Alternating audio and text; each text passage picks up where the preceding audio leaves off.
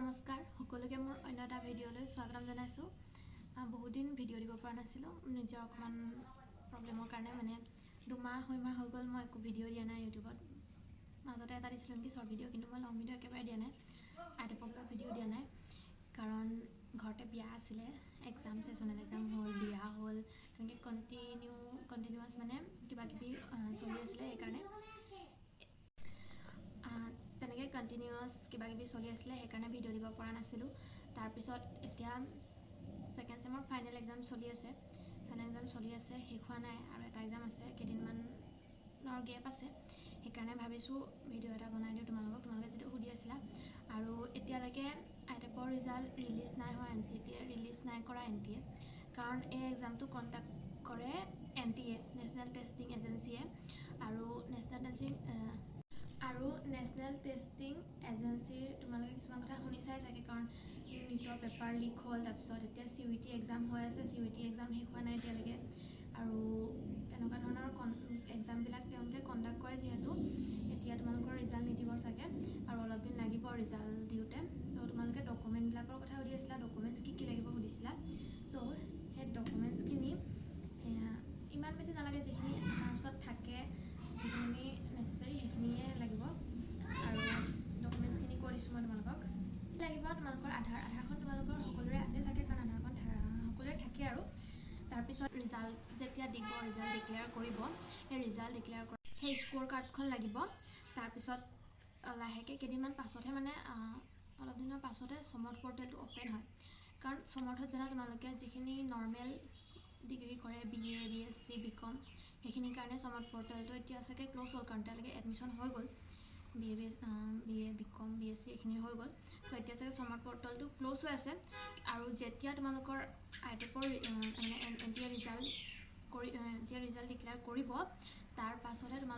অলপ দিন পাছতহে তোমালোকৰ সমৰ্থ পৰ্টেলটো আকৌ ৰিঅ'পেন হ'ব। আৰু এটা কথা মই কৈ থওঁ, তোমালোকৰ ঘৰৰ ওচৰত বা তোমালোকে য'ত থাকা তাৰ ওচৰে পাঁজৰে আইটেপ থকা কলেজ যোনকেইখন আছে, বা যদি অলপ ইখন জিলাৰ পৰা ইখন জিলা হ'লেও আছে, তেনেহ'লে তেওঁলোকৰ লগত এবাৰ নিজে গৈ হ'লেও তোমালোকে কণ্টেক্ট ৰাখিবা, ফোন নম্বৰ লৈ ল'বা, কাৰণ এতিয়া তোমালোকে সুধিবলৈ ভাল হ'ব যে সমৰ্থ পৰ্টেল অ'পেন হ'ল নেকি, বা আইটেপৰখিনিৰ কাৰণে সমৰ্থ পৰ্টেল অ'পেন কৰিলে নে, আৰু তেওঁলোকে হেল্প ডেস্ক বুলি গ্ৰুপ কিছুমান খোলে, সেই গ্ৰুপসমূহতো তোমালোকক এড কৰি দিব, সেইকাৰণে তোমালোকে তেওঁলোকৰ লগত মানে কণ্টেক্টটো ৰাখিবা, তেতিয়া তোমালোকৰ সুবিধা হ'ব। তাৰপিছত তোমালোকৰ কৰিবলগীয়া কাম তেনেকৈ একো নাই। যেতিয়া তোমালোকৰ ৰিজাল্ট ডিক্লেয়াৰ হৈ যাব, তোমালোকে যেতিয়া গম পাবা যে সমৰ্থ পৰ্টেল অ'পেন হ'ল,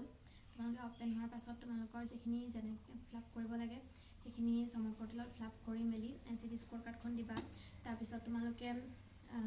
কেইখনমান কলেজত তোমালোকে যোনকেইখন কলেজ কেইখনমান চিলেক্ট কৰিবা, তোমালোকে বহুতকেইখন কলেজ চিলেক্ট কৰিব পাৰা, মই চাগে 4-5খনমান কলেজ চিলেক্ট কৰিছিলোঁ, তেনেকৈ তোমালোকে কৰিব পাৰা। আৰু তোমালোকে ফাৰ্ষ্ট ছেকেণ্ড প্ৰিফাৰেঞ্চত সদায় ঘৰৰ ওচৰৰ কলেজকেইখন ৰাখিবা, যোনকেইখনৰ আইটেপ আছে ঘৰৰ ওচৰত, এনেকুৱা কেইখন ৰাখিবা। আৰু যদি নাই ঘৰৰ ওচৰত বা তোমালোকৰ জিলাখনতে, তোমালোকে ফাৰ্ষ্ট বা ছেকেণ্ড প্ৰিফাৰেঞ্চ দি পিনে ফিল আপ কৰিবা। আৰু তোমালোকে চেষ্টা কৰিবা যাতে তোমালোকে যোনখন কলেজত ল'ব বিচাৰিছা বা ঘৰৰ ওচৰত যিখন কলেজ আছে, সেই কলেজকেইখনক তোমালোকে যাতে ফাৰ্ষ্ট প্ৰিফাৰেঞ্চত ৰাখা, মানে ফাৰ্ষ্ট প্ৰিফাৰেঞ্চত এখন কলেজত ৰাখিব পাৰিবা, ছেকেণ্ড প্ৰিফাৰেঞ্চত এখন কলেজ ৰাখিব পাৰিবা, তেনেকৈ যাব। ত' তোমালোকে ফাৰ্ষ্ট প্ৰিফাৰেঞ্চ দিবলৈ চেষ্টা কৰিবা, ফাৰ্ষ্ট প্ৰিফাৰেঞ্চত মানে এপ্লাই কৰিবা তাত, যেতিয়া তেওঁলোকে চাব তোমালোকৰ সেইখিনি হ'ল, তাৰপৰা তোমালোকে ফাইনেল ছাবমিট কৰি দিবা। সমৰ্থত ফাইনেল ছাবমিট কৰাৰ পাছত তোমালোকৰ কেইদিনমান পিছত মেৰিট লিষ্ট ওলাব, অলপ দিনৰ পিছত মেৰিট লিষ্ট ওলায়, মেৰিট লিষ্ট পাব্লিছ কৰে কলেজে নিজে, আৰু তোমালোকলৈ কলো আহে, কল আহিব তোমালোকলৈ, তোমালোকে ল'বানে নোলোৱা সুধিব, তোমালোকে এপ্লাই কৰিছিলা নে নাই সুধিব, আৰু এপ্লাই কেতিয়ালৈকে তোমালোকে এডমিশ্যন ল'ব পাৰিবা সেইবিলাক ডেটটো দিব, আৰু মেৰিট লিষ্টটো পাব্লিছ কৰিব।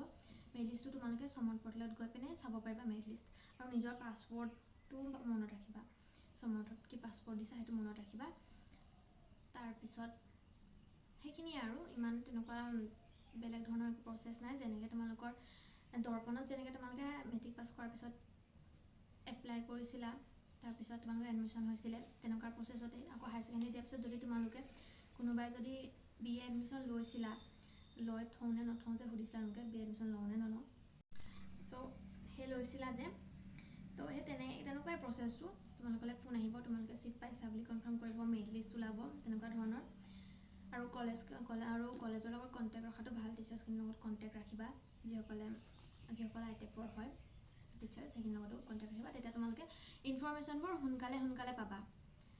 আৰু ৰিজাল্টটো গম পাইছা এতিয়া নিটৰ পেপাৰ লিক হ'ল CUET এক্সাম হৈ আছে